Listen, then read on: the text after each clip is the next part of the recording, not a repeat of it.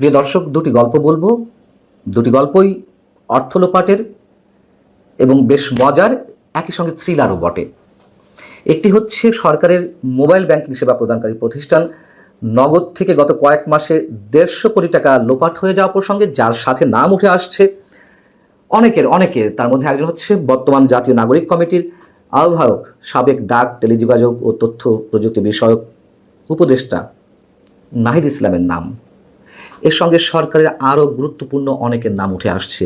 দ্বিতীয় গল্পটি হচ্ছে সন্দেহজনক লেনদেনের তালিকায় খোদ প্রধান উপদেষ্টা ডক্টর মোহাম্মদ ইউনূসের নাম অন্তর্ভুক্ত হওয়া এবং সে প্রসঙ্গে গোয়েন্দাদের বা গোয়েন্দা প্রধানের বিষয়টি এড়িয়ে যাওয়ার একটা চেষ্টা। আমরা প্রথমে নাহিদ ইসলাম কিংবা নগদ থেকে যে 150 কোটি টাকা লোপাট হয়েছে সেই গল্পটা একটু বলি। এই 150 কোটি টাকা লোপাট হয়েছে নগদের নানান ধরনের ভুয়া বিল করে, ভুয়া ভাউচার করে, পুরনো প্রকল্পের নামে বিল দাঁড় করানোর মাধ্যমে ইত্যাদি নানা উপায়ে। এর সাথে প্রথমেই যার নামটি উঠে আসছে তিনি হচ্ছেন আতিক মোর্শেদ। আতিক মোর্শেদ হচ্ছেন নাহিদ ইসলাম যখন উপদেষ্টা দায়িত্বে ছিলেন তখন তার পিএ ছিলেন পার্সোনাল অ্যাসিস্ট্যান্ট এবং বৈষম্য বিরোধী ছাত্র আন্দোলনের সাবেক সমন্বয়ক। যখন নাহিদ ইসলাম উপদেষ্টা দায়িত্বে ছিলেন তখন থেকেই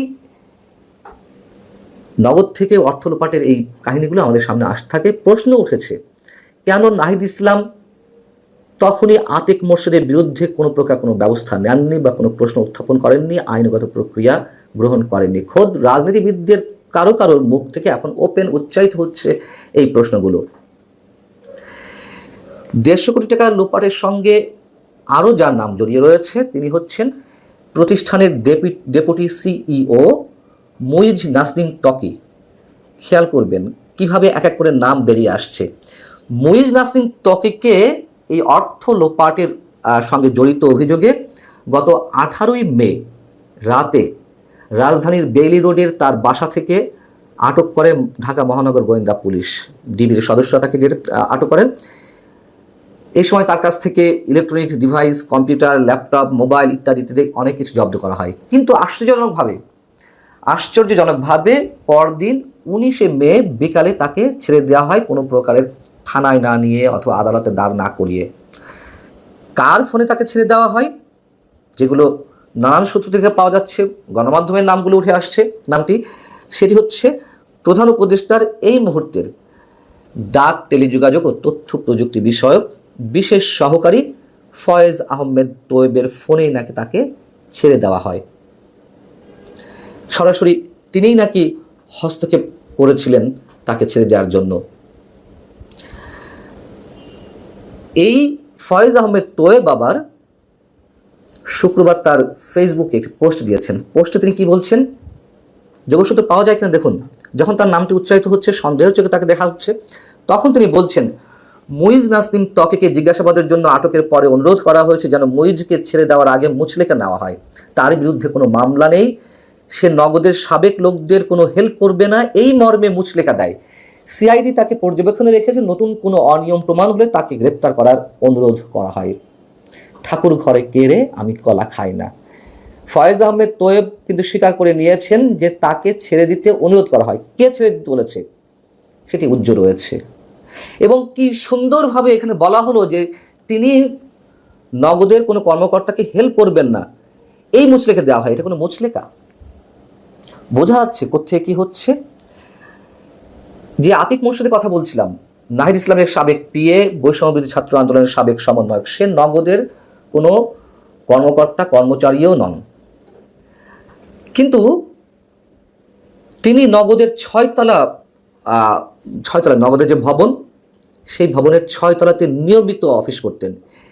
তিনি এখন প্রধান উপদেষ্টা বিশেষ সহকারী ফয়েজ আহমেদ তোয়েবের সঙ্গে খুবই ঘনিষ্ঠভাবে কাজ করছেন।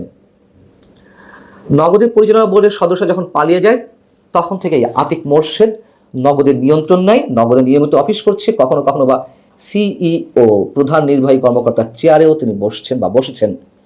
এবং এর মধ্যে তার স্ত্রী জাকিয়া সুলতানা জুইকে নগদের বড় একটি পদে বসানো হয়, ম্যানেজার কমপ্লায়েন্স পদে তাকে বসানো হয়েছিল। এবং অনেক নিকটাত্মীয়কে আতিক মোর্শেদ চাকরি দিয়েছেন।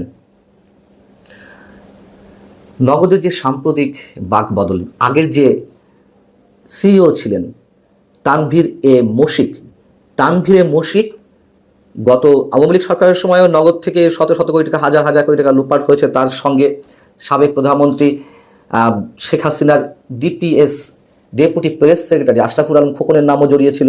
এবং তখন তানভীর এ মশিক ছিলেন সবশেষ অবস্থায় 5 আগস্ট আগে পর্যন্ত সিইওর দায়িত্বে। 5 আগস্টের পট পরিবর্তনের পর তানভীর এ মিশুক পালিয়ে যাওয়ার পরেও সে বিদেশ থেকে সবকিছু নিয়ন্ত্রণ করছে। সাফায়েত আলম নামে একজনকে সিইও পদে বসায়। সাফায়েত আলমও বিদেশ বসে সবকিছু কলকাঠি নাড়ছে। এবং তানভীর এ মিশুক এবং সাফায়েত আলম একই জায়গায় রয়েছে বিদেশে, যেখানে তারা অবস্থান করছে একই সাথে, এটি জানা গেছে। এবং এই সাফায়েত আলম নিয়োগপ্রাপ্ত হওয়ার পর থেকে নগদের নানান ধরনের তুলকালাম কাণ্ড ঘটে যাচ্ছে। 19 জন কর্মকর্তাকে এর মধ্যে বরখাস্ত করা হয়েছে, নতুন অনেককে নিয়োগ দেওয়া হয়েছে। এবং আগেই বলেছি, পুরনো ডাটাবেজ তারা ধ্বংস করছে, নষ্ট করছে, নতুন নতুন ভাউচার তারা তৈরি করছে। 2 বছর 2.5 বছর আগের ইভেন্ট হয়েছে সেগুলোর নামে ভুয়া বিল করছে। এইভাবে 150 কোটি টাকা লোপাট করা হয়েছে। গল্পটা বেশ মজা নিঃসন্দেহে, তাই না? সবাই মিলে ভাগে যোগে খাওয়া। এখন বিষয় হচ্ছে 5 আগস্টের পর থেকে সন্দেহজনক লেনদেনের পরিমাণ অনেক বেড়ে গেছে। এটি বাংলাদেশ ব্যাংকের ফিনান্সিয়াল ইন্টেলিজেন্স ইউনিট BFIU, একটা গোয়েন্দা সংস্থা। বিভিন্ন ধরনের গোয়েন্দা সংস্থা রয়েছে, আমরা জানি। তারা ব্যাংকিং খাত বা আর্থিক যে ব্যাংকিং খাত সংশ্লিষ্ট বা বিভিন্ন আর্থিক খাত সংশ্লিষ্ট বিভিন্ন দপ্তর থেকে বা বিভিন্ন মাধ্যমে যে টাকা পয়সা সন্দেহজনক লেনদেন হয়, পাচার হয়, সেগুলো তারা নিয়ন্ত্রণের দায়িত্বে রয়েছে অথবা তারা এগুলো নজরদারি করে। সেই BFIU এর প্রতিবেদনে যেটি উঠে এসেছে সেটি হচ্ছে 2023-24 অর্থ বছরের চেয়ে 2024-25 অর্থাৎ চলতি অর্থ বছরে সন্দেহজনক লেনদেন হয়েছে 27,130, অর্থাৎ গত বছরের চেয়ে 79% বেশি। 2023-24 অর্থ বছরের সন্দেহজনক লেনদেন হয়েছিল 17,345টি, আর চলতি অর্থ বছরে সন্দেহজনক লেনদেন হয়েছে 27,130টি। তো এই পরিমাণ যখন বাড়ছে, এটি নিয়ে যখন সংবাদ সম্মেলন করা হলো গত মঙ্গলবার, সেখানে BFIU এর প্রধান ছিলেন, গোয়েন্দা প্রধান, একই সঙ্গে ছিলেন বাংলাদেশ ব্যাংকের governor doctor Ahsan H A Mansur. সেইখানে সাংবাদিকদের প্রশ্ন ছিল 2023-24 অর্থ বছর, অর্থাৎ যখন আওয়ামী সরকার, তখন যে প্রতিবেদনটা ছিল সেই প্রতিবেদন অনুযায়ী সন্দেহজনক লেনদেন যারা করেছেন সেখানে ডক্টর মোহাম্মদ ইউনূসের নাম ছিল। সেই বিষয়টি সাংবাদিকরা জানতে চাওয়া হলে তখন গোয়েন্দা প্রধান বলছেন যে আমাদের প্রতিবেদনে অনেকের নাম উঠতে পারে, আর ডক্টর মোহাম্মদ ইউনূস সাহেব তো তখন প্রধান উপদেষ্টা ছিলেন না, তার নামও আসতে পারে। এবং সাথে বলছেন তার মানে এই না যে সরকার প্রধান হলে তার নাম রাখা যাবে না, সেটি হতেই পারে, আমরা এমন কিছু ঘটলে কারোর নাম বাদ দিই না।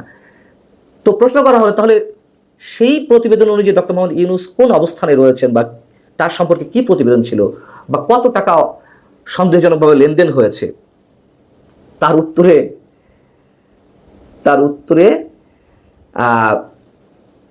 গোয়েন্দা প্রধান বললেন যে প্রধান উপদেষ্টা কথাটা আমি মনে করি এখানে আপাতত না বললেই চলে। কি মানে দাঁড়ালো? তিনি বলছেন সবার নামে অন্তর্ভুক্ত হতে পারে, আবার বলছেন যে প্রধান উপদেষ্টার বিষয়টি এখানে উল্লেখ না করাই ভালো। তার মানে তিনি কিন্তু অস্বীকারও করেননি কিছু, অর্থাৎ প্রধান উপদেষ্টার নাম ওই তালিকায় রয়েছে, সন্দেহজনক লেনদেনের তালিকায়। তাহলে কেন আমরা জানতে পারবো না?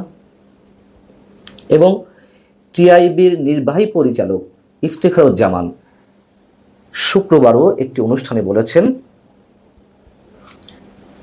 তিনি উল্লেখ করেছেন 5 আগস্টের পর থেকে সমান হারে আগের মতোই দখলবাজি, চাঁদাবাজি, অবৈধ টাকার লেনদেন ইত্যাদি ইত্যাদি চলছে। নিশ্চয়ই আপনাদের মাথায় দুটি গল্পই ঢুকেছে, জানি না কতটা ঢুকাতে পারলাম। তো আর কিছু বলার নেই।